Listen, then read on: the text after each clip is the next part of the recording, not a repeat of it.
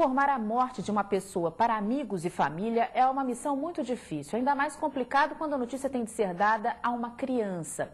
Na escola onde estudava o menino Guilherme, de 5 anos, que morreu há uma semana vítima de atropelamento na capital, os professores tiveram de lidar com essa situação. Explicar a ausência do amigo aos colegas não foi uma tarefa fácil, nem para os pequenos e nem para os adultos. Aos poucos, a rotina na escola de Guilherme vai voltando ao normal. Mas é na sala de aula onde ele estudava que as lembranças são mais fortes. Eu tive que fazer mudança na sala, que a mesa, o cantinho dele era aqui, né? Então, assim, a minha mesa era aqui. Sentar, olhar no canto onde ele sentava, foi assim, se eu voltar à minha sala, eu não dou aula. Porque era uma criança muito alegre, para continuar o balãozinho dele, o estojo dele. Hoje mesmo, um coleguinha perguntou, posso pegar o estojo do Guilherme? Aí eu falei, não, ele não vem. Aí ele não vem hoje de novo. Eu falei, de novo ele não vem. Aí tá ali o estojinho, o copo, o nome, tudo dele vai continuar até o final do ano.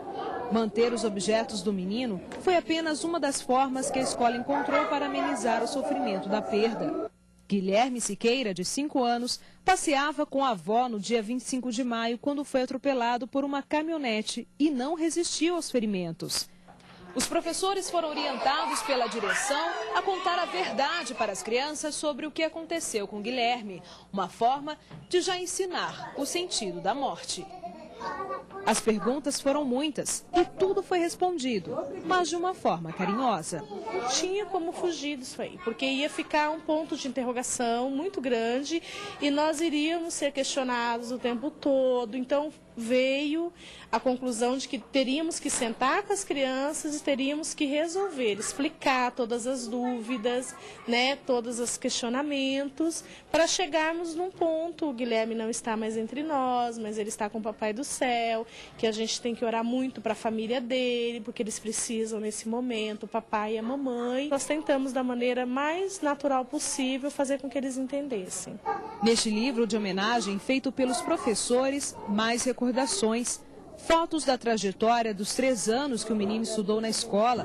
Tem ainda os desenhos dos coleguinhas. Na maior parte dos traços, a criança é colocada como um anjo. Sentimento que Débora, a melhor amiga de Guilherme, leva no coração inocente.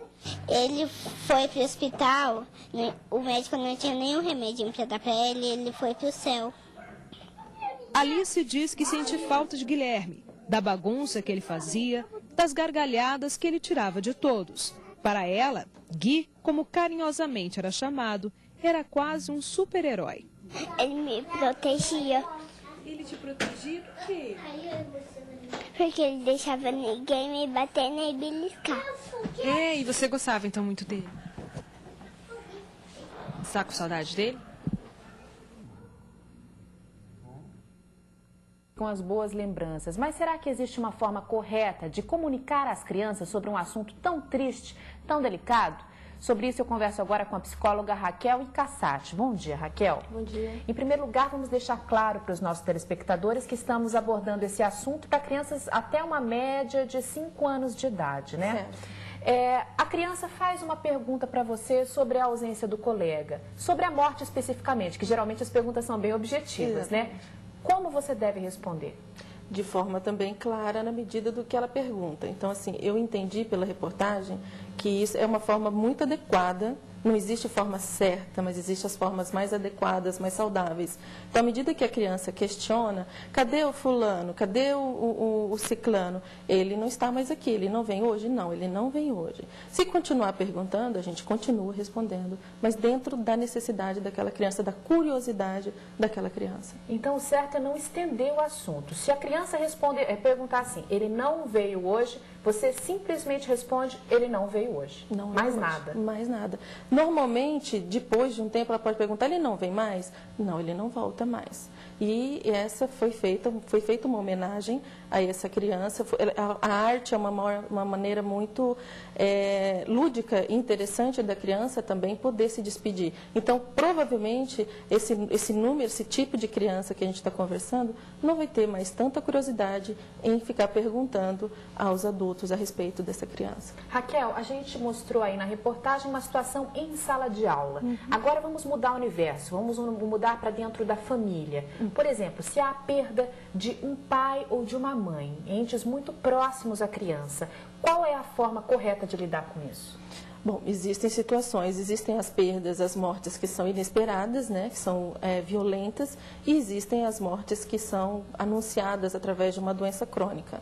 Através da doença crônica, a criança vai compreendendo, à medida em que aquele pai ou aquela mãe, aquele avô, aquele tio não melhora, ela vai entendendo aquele processo, de que não reverte para uma saúde, não reverte para dentro de casa.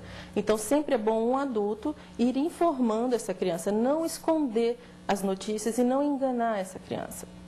É muito importante não enganar, dizer que amanhã vai estar bom, porque de repente amanhã ele não está mais. E quando a morte ela é violenta, de novo, um adulto, o que tenha mais condições de administrar a emoção que ele está vivendo também pela perda, chegue à criança e comente que tem uma notícia muito difícil, uma notícia triste, e que ele vai precisar fazer essa informação, passar essa notícia, e que mesmo assim, com o tempo, as coisas vão ficar bem. Se a pessoa mais próxima, Raquel, estiver realmente muito emocionada ou com depressão por causa do que aconteceu, é melhor então que outra pessoa, uma que não tia, ela, um tio, cumpra essa missão, né? Um adulto, uma pessoa responsável, de preferência. Entendi, Raquel. Tem uma outra questão também, a criança pode desenvolver uma espécie de depressão?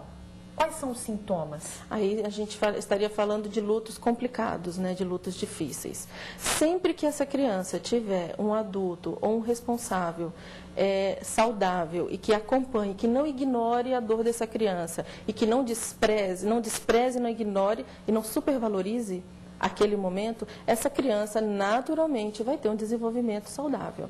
Agora, se esse ambiente dessa criança, ele não tiver as condições mínimas para que ela possa tirar suas dúvidas, chorar sua tristeza, aí fica mais complicado. E a raiva, a criança também sente raiva quando perde. Pode mudar o comportamento da criança? Provavelmente, dependendo da relação dela com o ente que faleceu, ela pode ter mudanças de comportamento e o adulto, o ambiente precisa amparar, precisa apoiar e devolver com compreensão. E sempre é importante dizer para a criança, de alguma forma, ou demonstrar que as coisas vão ficar bem. Se isso se estender, por exemplo, essa mudança de comportamento, ou esse choro, ou essa raiva, se estender por quanto tempo que eu tenho que procurar ajuda técnica, ajuda de um psicólogo?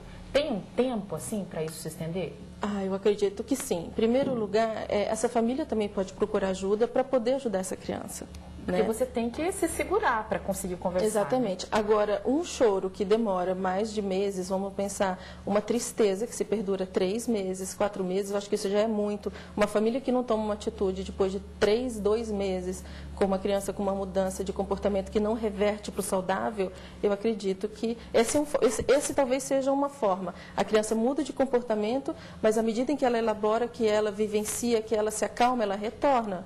Se ela não retorna, eu acho que é muito importante procurar ajuda. Agora, o assunto que eu vou falar com você agora, eu sei que é decisão de cada família, né? Mas você, como profissional da área de psicologia, o que pensa sobre a questão de levar uma criança de até 5 anos de idade a um enterro?